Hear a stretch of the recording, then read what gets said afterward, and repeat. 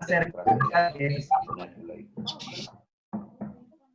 y a su vez algunos acontecimientos ¿okay? Ajá. Dime Bueno, algo, es un poco extensa la... No sé. No sé, entonces, ¿cómo se escucha? ¿Cómo se oye?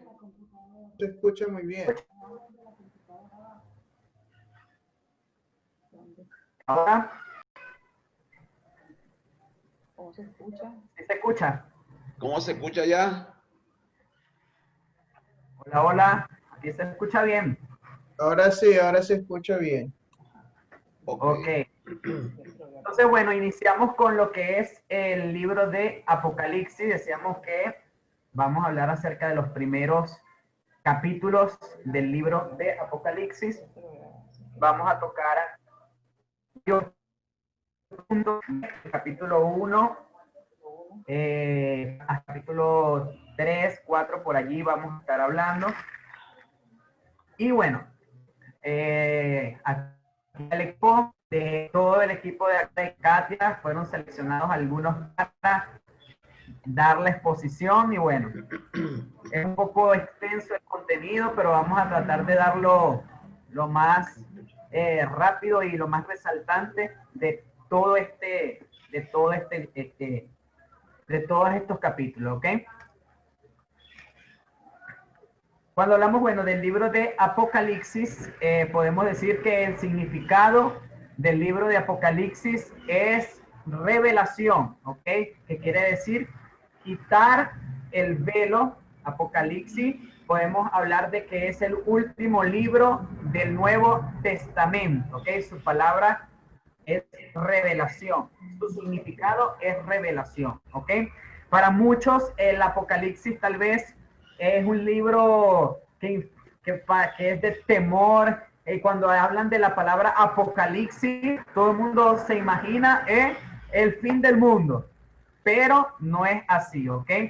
Cuando hablamos del apocalipsis, estamos hablando de el libro de la revelación, ¿ok?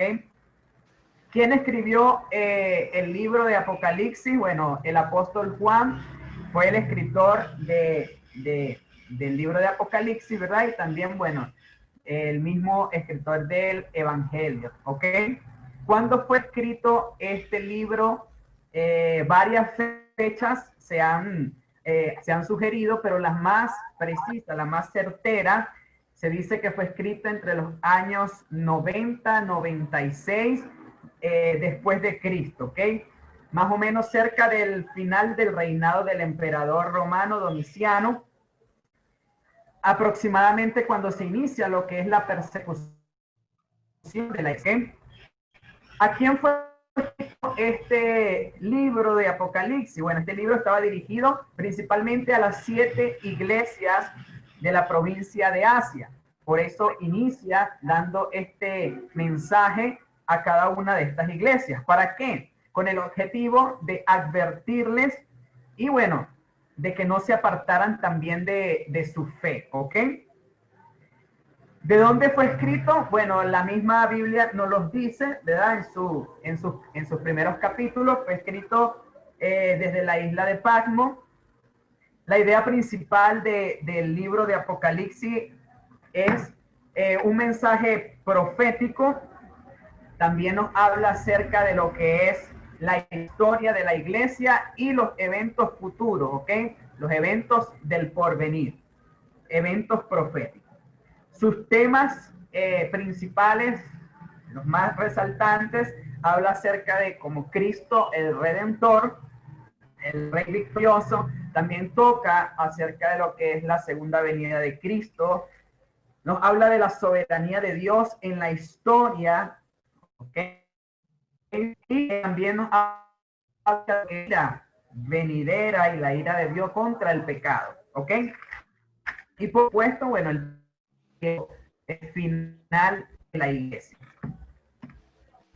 También se habla de diferentes puntos de vista del libro de Apocalipsis. ¿sí? Entre sus puntos de vista se pueden notar estos 4.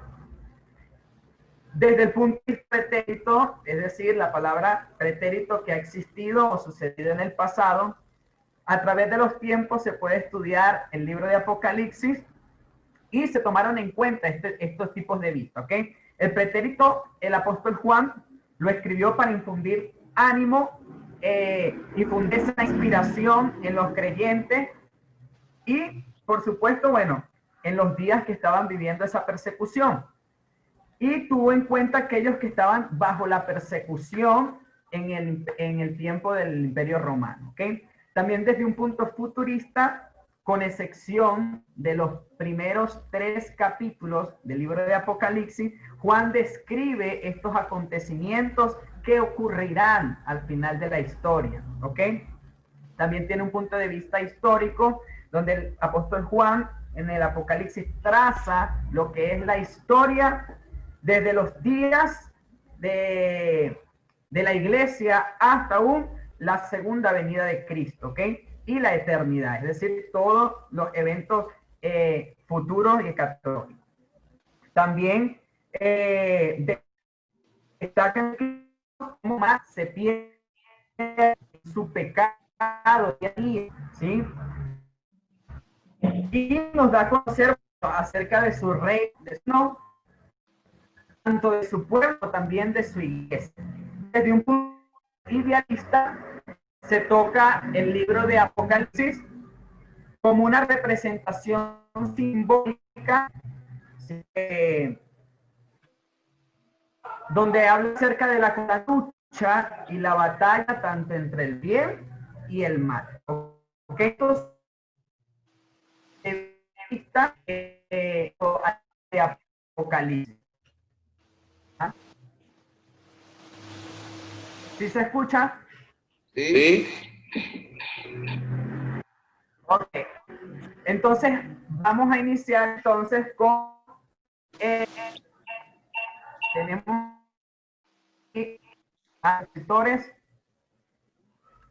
que son Gregory Edwin con el capítulo 1 de la revelación de Jesucristo.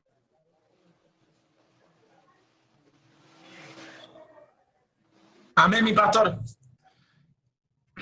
Pues, como lo decía el pastor Daniel, a mí me corresponde hablar acerca de lo que es la revelación de Jesucristo. Lo primero es que les voy a ir leyendo y voy a ir desglosando según a cómo vayamos leyendo.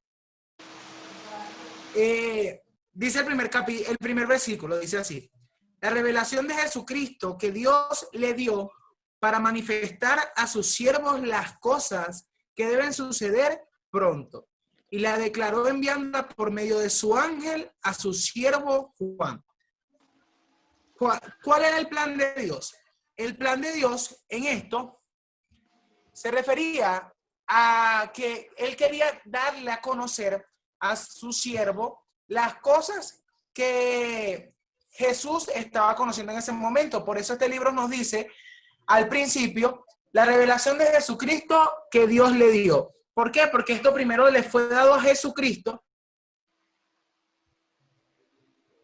para después él enviárselo por medio de su ángel, que es el ángel Gabriel,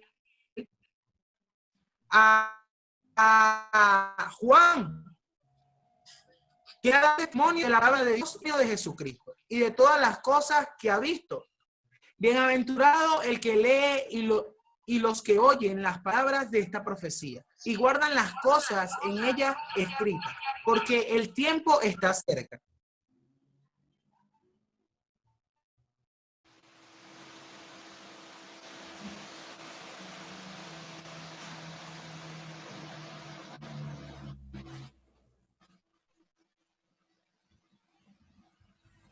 Después. Sí.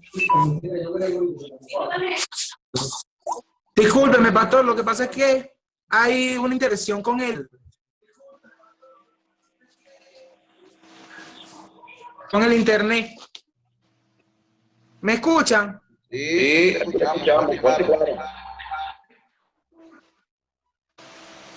Ok, seguía diciendo, dice, salutaciones a las 7 iglesias.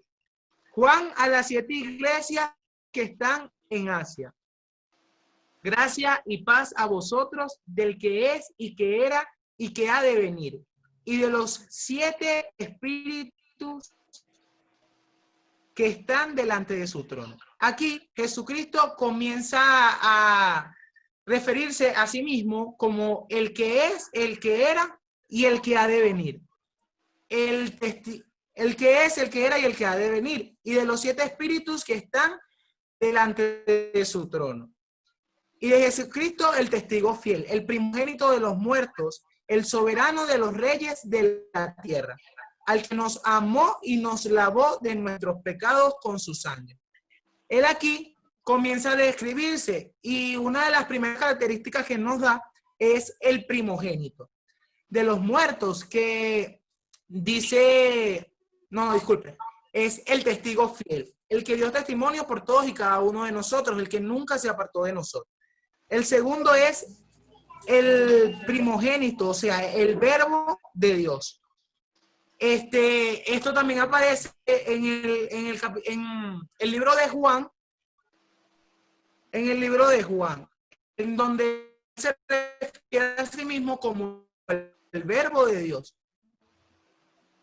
Soberano de los reyes de la tierra. Aquí él se describe como el rey de reyes, al que nos amó y nos lavó de nuestros pecados con su sangre, y Señor de señores, y nos hizo reyes y sacerdotes para Dios su Padre. A él sea la gloria e imperio por los siglos de los siglos. Amén. Ella que viene con las nubes, y todo ojo lo verá, y los que le traspasaron y todos los linajes de la tierra harán lamentación por él. Sí, amén. Aquí en este versículo, como lo decía el pastor Daniel, él está dando una revelación futurista, la cual es una de las pocas que se da en el transcurso de estos 3 primeros capítulos. Y él la da diciéndole, he aquí que viene con las nubes y todo ojo lo verá, y los que le traspasaron y todos los linajes de la tierra harán lamentación por él. Aquí se sigue refiriendo a Jesús y dice, yo soy el alfa y el omega, principio y fin, dice el Señor, el que es y que era y que ha de venir, el todopoderoso. Es importante entender de que alfa y omega son las primera y última letra del abecedario griego, la cual significa principio y fin. Una visión del Hijo del Hombre. Y dice, yo Juan, vuestro hermano y copartícipe vuestro, en la tribulación, en el reino y en la paciencia de Jesucristo. Esta es la llamada Patmos por causa de la palabra de Dios y el testimonio de Jesucristo. Aquí Juan, él comienza a dar una pequeña introducción de por qué estaba en la isla de Patmos, la cual era a causa del testimonio que le estaba dando de Jesús y de Dios. Yo estaba en el Espíritu en el día del Señor y oí detrás de mí una gran voz como de trompeta. Algo importante de acotar aquí es que él dice, yo estaba en el Espíritu en el día del Señor. Esto era el día de reposo. O sea, Juan estaba en el día de reposo, que es el día sábado. Él dice, yo estaba en el Espíritu.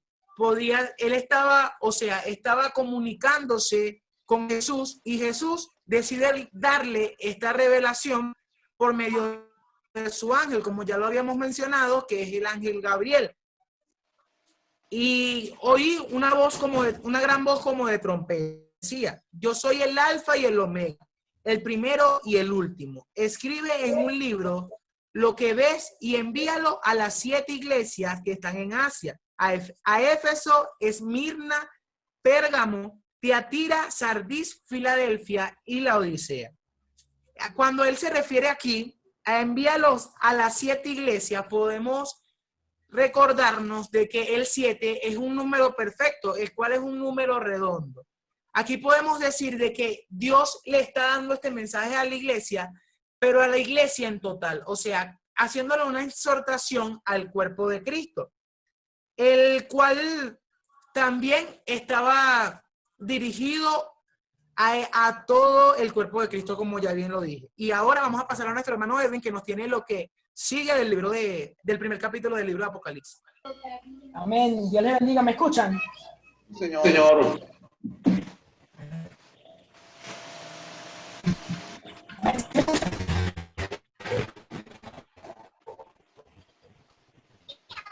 ¿No me escuchan? Sí, le oímos. Amén. Y me volví a ver la voz que hablaba conmigo. Y Se oye. Se oye entrecortado. me decía al Hijo del Hombre, vestido de una ropa que llegaba hasta los pies y ceñido por el pecho con un cinto de oro. Su cabeza y cabello eran blancos como ¿cómo se llama eso? Muy entrecontado. No se escucha bien. Algo que ya empezar diciendo como No se entiende nada. Edwin, colócate con eco porque no se escucha.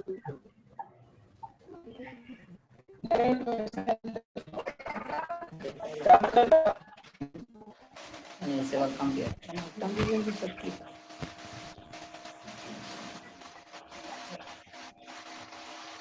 Ya, no está. ahí me escucho, pastor. Ahora sí. Sí.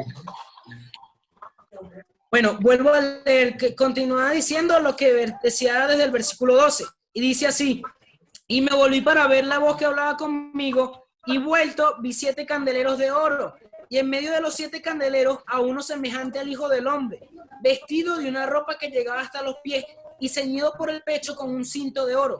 Su cabeza y su cabello eran blancos como blanca lana, como nieve, sus ojos como llama de fuego, y sus pies semejante al bronce bruñido, refulgente como en un horno, y su voz como estruendo de muchas aguas. Voy a leer hasta aquí y después continuar leyendo. Para comenzar, quisiera acotar a lo que conseguí cuando hacía mi investigación. Cuando los discípulos estaban con Jesús, ellos en medio de la obra tenían hambre, pero era día de reposo y no les era lícito trabajar ni hacer cosas. Y ellos, porque tenían hambre, agarraron y comieron espigos, y comieron. Más los religiosos le decían: porque hacen esto si no les es lícito comer en el día del Señor? Mas Jesucristo le respondió: yo soy el Señor del día del Señor. Algo que me llama la atención es que cuando construían el lugar santo, lo construían en base a lo que ya está en el cielo. Es algo que debe ser igual a lo que vamos a ver en el cielo. Algo que dice aquí es de los 7 candeleros. Los 7 candeleros representan las 7 iglesias. Este candelero representa las 7 iglesias. ¿Qué pasa? Jesucristo pasó a ministrar a un lugar mayor, porque Él es mayor que el templo. Él pasó a ministrar al cielo, donde un día llegaremos ahí a que Él ministre nuestras vidas. Amén. Continúo leyendo y dice así: tiene a su diestra 7 estrellas. De su boca salió una espada aguda de 2 filos, y su rostro era como el sol cuando resplandece con su fuerza. Cuando le vi, caí como muerto en sus pies, y él puso su diestra sobre mí, diciéndome: no temas, yo soy el primero y el último, y el que vivo, y estuve muerto. Mas he aquí vivo por los siglos de los siglos. Amén. Y tengo las llaves de la muerte y del Hades. Escribe las cosas que has visto, y las que son, y las que han de ser después de esta. El ministerio de las 7 estrellas que has visto en mi diestra, y de los 7 candeleros de oro, las 7 estrellas son los ángeles de las 7 iglesias, y los 7 candeleros que has visto son las 7 iglesias. Aquí podemos ver su majestad divina. ¿Qué pasa? Algo que me llamaba la atención era que Juan, cuando ve esto, dice que él cayó como muerto.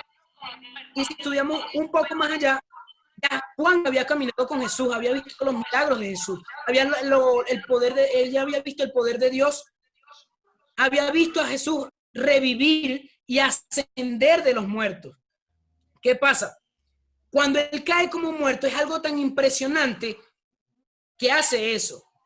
Ahora, si esa majestad divina es tan hermosa que él cae como muerto aún después de haber caminado con Jesús, ¿cuánto más no tendremos presas nosotros cuando conozcamos al Señor y lleguemos a esa etapa?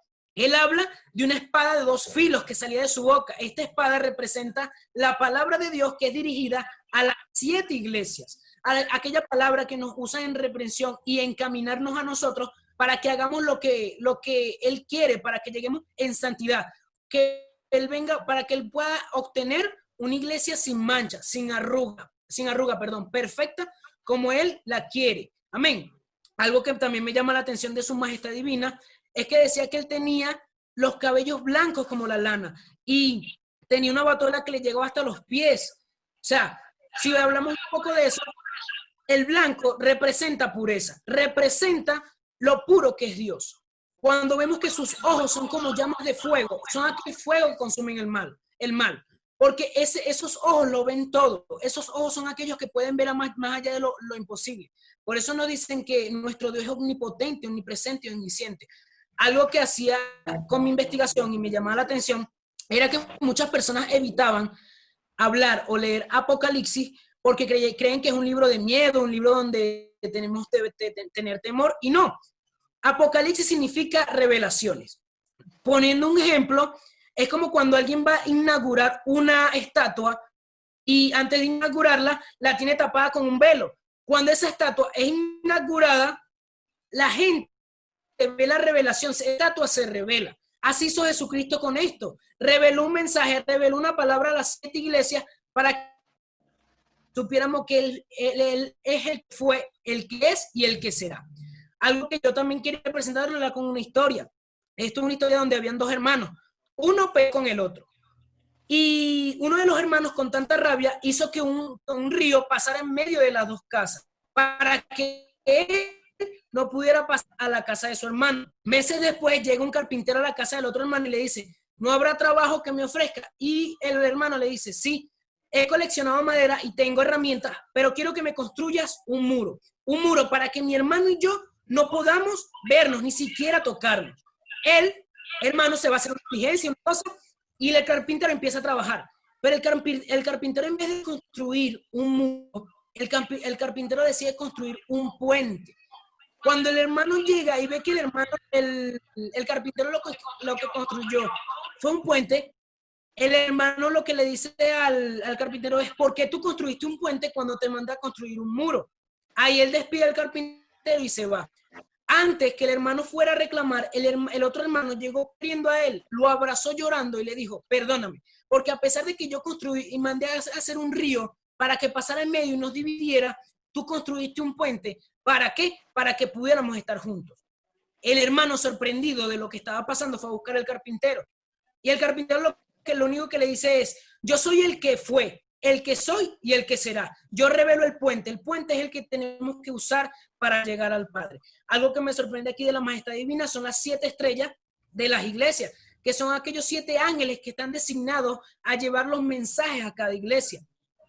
Algo que me llamó la atención de esta investigación es que los teólogos dicen que el arcángel Gabriel, que fue el que le llevó el mensaje a Daniel de las 70 semanas y de toda la revelación que le fue dada a Daniel, es el mismo ángel que le habla a Juan. Por eso también comparamos también mucho lo que es todo esto con la revelación de Jesucristo y todas estas cosas que salen en Apocalipsis con las 70 semanas de Daniel, ya que fue el mismo ángel el que fue enviado a dar la revelación.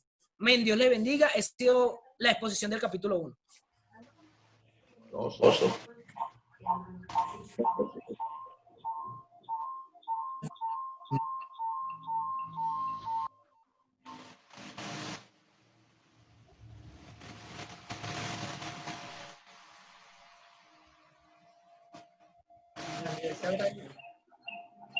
Bien.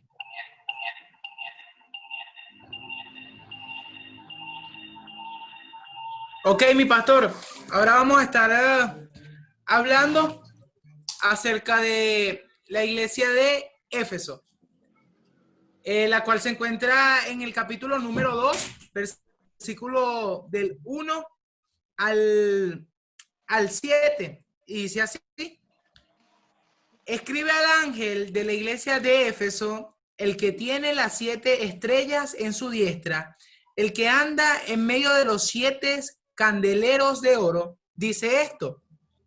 Aquí podemos ver que Jesucristo sigue describiéndose para que esta iglesia sepa quién está dando este mensaje. Y sigue diciendo: yo conozco tus obras y tu arduo trabajo y paciencia, y que no puedes soportar a los malos, y has probado a los que se dicen ser apóstoles y no lo son, y los has hallado mentirosos. Es importante entender que la iglesia, el nombre Éfeso, significa la deseada, la cual también se conoce como la iglesia que dejó primer amor. Y sigue diciendo: y has sufrido y has tenido paciencia y has trabajado arduamente por amor de mi nombre y no has desmayado. Algo interesante de aquí es que en esta parte Jesucristo les está dando un elogio y les dice cada una de las cosas que ellos estaban haciendo bien, para que ellos entendieran por qué venía la reforma que él quería darles con este mensaje. Ahora vamos a pasar por aquí a nuestro hermano Edwin. Amén. ¿Me escucha, pastor? Perfectamente, hijo. Amén. Sigue diciendo: pero tengo contra ti que has dejado tu primer amor. Recuerda, por tanto, en donde has caído, y arrepiéntete y haz las obras, pues si no, vendré pronto a ti y quitaré tu candelero de su lugar, si no te hubieras arrepentido. Pero tienes esto, que aborreces la obra de los nicolaitas, las cuales yo también aborrezco. El que tiene oído, oiga lo que el Espíritu dice a las 7 iglesias. Al que venciere le daré de comer del árbol de la vida, el cual está en medio del paraíso de Dios. Amén. Algo que me llama la atención de este segundo capítulo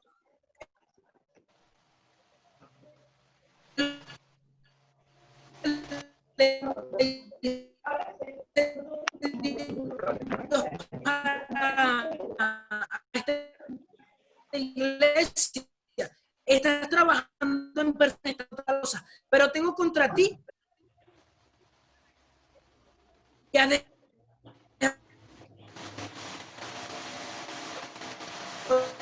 nosotros mismos en nuestro caminar diario, y él tiene el poder de renovar.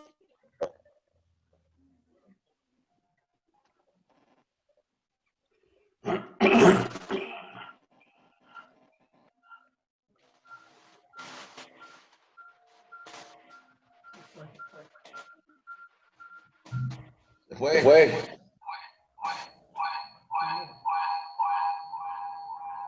Se le cayó. Nos insta a que nos perdamos, nos insta en una comunión con Dios. ¿Me escucha, pastor? Se fue un momentico, ya volví. ¿Me escucha, pastor? Sí. Amén. Para culminar este punto pero tienes esto, que aborrecen las obras de los nicolaitas, las cuales yo también aborrezco. Se habla de que la iglesia de Éfeso aborrecía a lo que se hacía mal, aborrecía a aquellos falsos apóstoles, aborrecía a todos aquellos que iban en contra de Dios. Éfeso era una ciudad muy importante de Asia, que fue pastoreada por el propio Juan. En ella abundaban la inmoralidad y la magia. A eso lo podemos encontrar en Hechos 19:19. En medio de este turbio entorno, la iglesia se mantuvo firme. Pero como le ocurrió a lo del antiguo Israel, se olvidó de su amor. Esta iglesia representa realmente a la iglesia cristiana 31 a 100 años después de Cristo. Esta iglesia lo que más enfatiza y lo que más nos manda a hacer es mantener nuestras virtudes y evitar que los errores que esta iglesia cometió lo cometamos nosotros. Nosotros debemos seguir el consejo que Dios mandó a través del ángel a la iglesia de Efeso, recordar nuestro primer amor, arrepentirnos y obrar correctamente, porque de esa manera llegaremos a la bendición postrera que Dios tiene para nosotros y seremos esa iglesia sin mancha, sin arruga, perfecta delante de los ojos de Dios. Amén. Dios le bendiga. Amén. Seguimos ahora con la próxima. La iglesia de Esmirna. Mensaje a la iglesia de Esmirna. ¿Sí? Queda La iglesia de Esmirna. queda un minuto 17. 17. Entonces, que comiencen a entrar.